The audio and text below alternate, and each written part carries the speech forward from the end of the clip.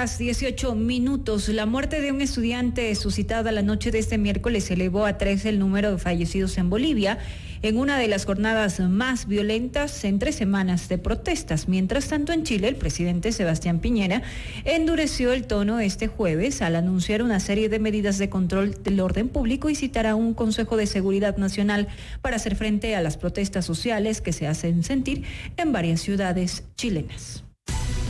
La noticia requiere profundidad. En Notimundo están los protagonistas de la noticia. Y para conversar sobre esto, recibimos aquí en nuestros estudios a José Emilio Vázquez. Él es docente, investigador de la Universidad Internacional del Ecuador. José Emilio, bienvenido. Gracias por acompañarnos aquí en Notimundo Estelar. Gracias por la invitación. Buenas noches. José Emilio, estamos ante dos situaciones distintas, pero que tienen un punto de encuentro, y que es el descontento, la frustración social de la gente con sus gobiernos. ¿Cómo podemos leer ambos estallidos de protesta? Buenas noches, gracias por la invitación. No solamente es en estos dos contextos, sino creo que es a nivel regional y a nivel mundial, lo diría yo. La gente no está solamente tiene un descontento con los gobiernos, sino con un sistema llamado democracia liberal que creo yo ha fracasado, y la llegada de la globalización en los años 80, los años 90, la consolidación de este modelo que ha traído algunos perdedores, y entre esos los perdedores han sido los sectores más vulnerables de la sociedad, especialmente en América Latina, que se considera no por ser la región más pobre, sino la más desigual. Y esto trae consecuencias. Estas desigualdades son las que generan justamente este tipo de Por supuesto, el caso de Chile, el caso de Bolivia también. El caso de Bolivia es particular porque la desigualdad no genera estas protestas, pero sí genera el surgimiento de un gobierno populista que está 14 años y se quedará más de 20 años en el poder. Después de hace 3 semanas las elecciones las ganó, cuestionadas o no, Evo Morales. Pero el fenómeno de tener un presidente que se mantenga en el poder por tanto tiempo es una carencia de igualdad en ese país, una carencia de representación. Además, que hay que tomar en cuenta que la decisión de Morales de postularse para este cuarto mandato ya había sido rechazada en un referéndum en el año 2016. Sin embargo, esa decisión fue anulada por una polémica sentencia de la Corte Constitucional. Por lo tanto, esto ya viene desde hace bastante tiempo atrás. Así es, y ese es el primer punto dentro de la homogeneidad de las protestas, ¿sí? Violencia, antigobierno, etcétera. Yo quiero marcar algunos puntos diferenciadores, y es que en Chile, a diferencia de Bolivia, para tomar estos dos casos, diría yo que sí existe un nivel de institucionalidad superior, más concentrado, más consolidado, a diferencia de en Bolivia, donde, como mencioné, un presidente puede tener el control tácito o indirecto también de algunas instituciones, entre estas la Corte Constitucional, y como usted mencionó, obviamente en el 2016 pudieron rechazar lo que a la final fue la decisión del pueblo boliviano. Y es el reflejo, obviamente, de la carencia de instituciones, pero también la carencia de igualdad en un país donde necesitan tener, necesitan realmente no por una necesidad orgánica, sino por una necesidad realmente más inorgánica, donde el presidente de Bolivia debe ser presente ahí para poder generar estas políticas de igualdad que, queramos o no, aceptémoslo, en Bolivia el manejo de la economía ha sido quizás superior al de otros países de la región. ¿Cómo ha cambiado esta dinámica política de Sudamérica, en el que un momento y por muchos años estuvo liderada por la izquierda, y luego viene una derecha que transforma totalmente y se une con el resto de presidentes y marca una diferencia total? Y ahora mantener al presidente de Bolivia como ganador de estas nuevas elecciones, ¿no tiene una influencia externa también para retirarlo del poder? A ver, el fenómeno que yo llamo el péndulo en América Latina no es solamente, o no viene desde los años, desde el año donde llega el progresismo a América Latina, y específicamente en Bolivia en el 2005. Esto se remonta a 1930, 1920, 1930, cuando empieza el péndulo de la izquierda con las políticas de industrialización por sustitución de importaciones, es decir, gobiernos nacionalistas, gobiernos fuertes que invertían muchísimo en política social, que se endeudaban un montón, ¿sí? Es un modelo easy nacionalista, incluso con algunas dictaduras militares, que duró hasta los años 80, Cuando la crisis de la deuda explotó, estos gobiernos no daban para más, estos gobiernos, un corte, algunos más radicales que otros, pero con fuerte inversión social, con fuerte inversión, cerrar las fronteras, cerrarse al comercio, etcétera. Y el péndulo se fue al lado de la derecha.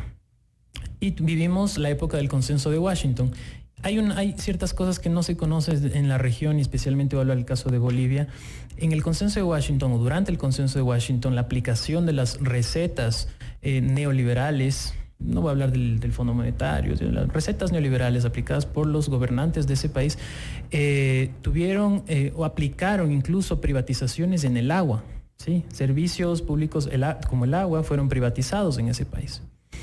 La experiencia negativa de esas privatizaciones, no voy a decir si está bien o está mal privatizar, pero fue muy fuerte, sobre todo en esos países, esa experiencia de los años 80, que fue a la final un producto de las políticas de industrialización del 30 al 80, esas políticas fuertes neoliberales de los años 80 y los años 90 hacen que regrese con fuerza el péndulo, ahora de la derecha, nuevamente a la izquierda, con estos gobiernos progresistas. Es ese el caldo de cultivo. El caldo de cultivo es el neoliberalismo de los años 80, el que permite que calen tan hondo los discursos populistas y progresistas como el de Evo Morales, como el de Hugo Chávez, el de Rafael Correa. Sin embargo, después de 3 mandatos de Evo Morales, ahora las protestas se dan porque la gente pide un cambio.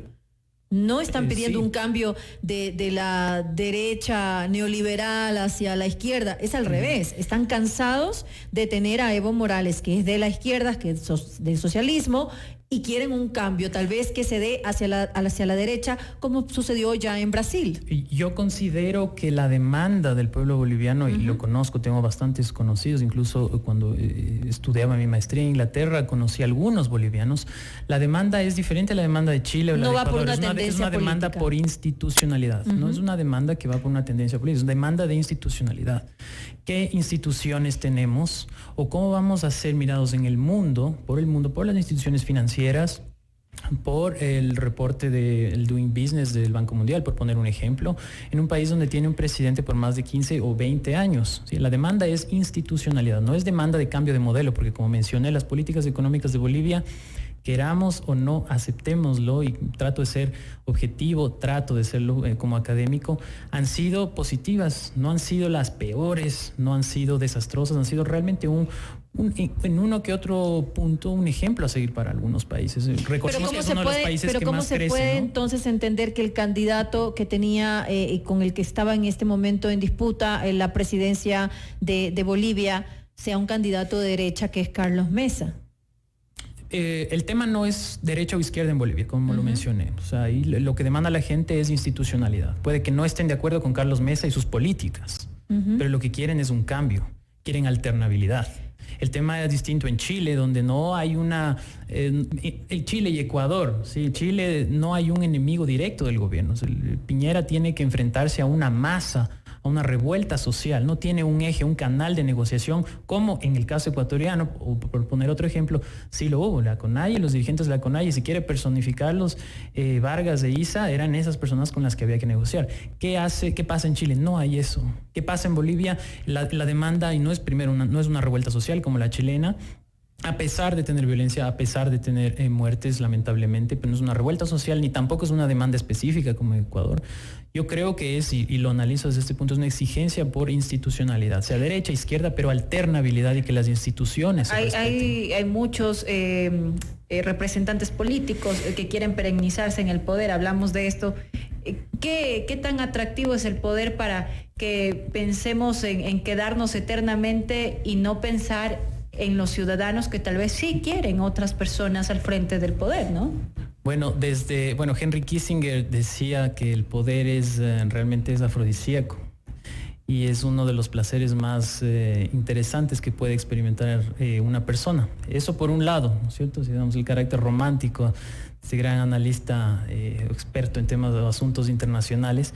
Pero también creo que yo creo que hay muchas cosas que también hay que esconder y que hay que mantener. ¿sí? No solamente, no creo que sea fácil tampoco para una persona estar 20 años en el poder, ¿no? Humanamente, realmente es un superhumano, una persona que está 20 años en un poder. Digo superhumano en el sentido de que debe ser complicado lidiar por 20 años con tantas cosas, pero hay que mantenerlo. Muchas veces para esas personas debe tener el sentido mantenerlo, porque debe haber muchas cosas detrás y debe haber muchas complicaciones, casos de corrupción, cosas en las que les pueden perseguir después los futuros presidentes, gobernantes de ese país, que no les conviene soltar. Sí, supongo que también puede ir por ahí el asunto, y obviamente un deseo de sobre todo desde esta izquierda progresista, de llevar a los países, sobre todo latinoamericanos, lo más lejos posible de lo que ellos llaman esta ola neoliberal, que a la final es pura retórica y verborrea de muchos líderes de izquierda. ¿Cómo se ve ahora la situación de Chile? ¿Qué puede ocurrir ahora cuando el detonante fue el aumento del pasaje del metro? Pero luego, después de que el primer mandatario se echara para atrás con esta medida, las revueltas siguen, es decir, ya pasó a otro plano y ahora están pidiendo y exigiendo su salida. ¿Cómo se ve la situación en Chile? El problema de Chile es particular, tengo algunas ideas sobre esto. El problema de Chile evidentemente es la desigualdad, es una falta de conexión entre las élites y el resto de la población, sin duda. Entonces, para mí la gota que derrama el vaso fue el alza de los pasajes, pero como mencioné, no hay un enemigo o alguien con quien negociar directamente, una contraparte del gobierno chileno. Es un estallido social que se parece mucho, y puedo analizarlo comparando con el tema de Francia. Sí, el gobierno francés se tuvo que enfrentar a una masa descontenta. Los chalecos amarillos. Los chalecos amarillos. El caso de Chile, el principal problema es la desigualdad. Mucho se había vendido al modelo chileno, y no desde Chile, sino desde las grandes multilaterales. Hace 15 días estuve en las reuniones de primavera de otoño del Banco Mundial y del Fondo Monetario Internacional. Decían, Chile el caso perfecto, el caso ideal. Incluso acuérdense ustedes del grupo de chilenos becados a la Universidad de Chicago en los años 70, 80, los claro, Chicago Boys, con excelentes generadores de política económica, el modelo Chile ideal. Como el referente de Sudamérica, y ver este tipo de situaciones nos pone a analizar qué es lo que está pasando. Tal vez no es la perfección que nos imaginábamos. No es ninguna panacea, y ojo, tampoco estoy diciendo que es la última rueda del coche. Yo considero que Chile tiene muchos problemas estructurales, sobre todo en temas de desigualdad. Tiene muchísima fortaleza institucional Chile a nivel de partidos políticos. Creo que tiene un sistema mucho más institucionalizado que en el Ecuador, por ejemplo. Pero el tema de la desigualdad ha sido siempre un detonante para construir y fortalecer democracias. Acordémonos cómo se sostienen las democracias de Europa occidental, sobre todo, y tuvieron que pasar por una fuerte crisis social donde la gente veía cómo se generaba tanta riqueza, porque es lo que pasa en Chile. Se genera riqueza. No es como Venezuela, y les doy un dato importante, Venezuela es más equitativo o más igualitario, más distribuido, está más distribuida la riqueza que en Chile. Ojo, pero distribuida la riqueza. Pero la riqueza es poca. En Chile la riqueza es bastante, muchísima riqueza. Y eso lo confundimos con un socialismo que a para eso lo algunos ha confundimos con fracasado. socialismo, sí, más allá de fracasos o no.